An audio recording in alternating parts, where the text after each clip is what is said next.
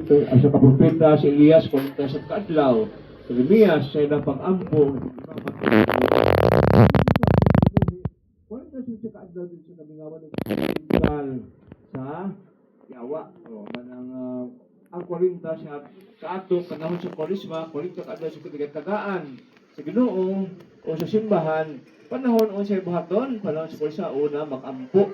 Personal, gino mga pag-ampo. So, sino yung pag-ampo nimo? Nagto sa Ginoo, imo relasyon nagto sa Ginoo. Ang atong relasyon sa Ginoo, mga atong pagtuo kami tuo kita kaniya. Ang atong pagkikabildo, pagkikisya kaniya, maong atong pag-ampo. Ang pagtuo, atong relasyon nagto kaniya. Makita mituo sa usa ka kabahanan, usa ka o kayang anak nagpakamatay na banhaw niya kanato gaw nato ang anak niya Ginoo atong luwas. Usa, unsa ang pagkistorya kaniya, kay do na kay relasyon ko na kay relasyon kinahanglan makikistorya. Kay nan imong uyab, imong asawa, kinahanglan ko dunay inyong panagkomunikasyon, no, mo man ang pag-ampo.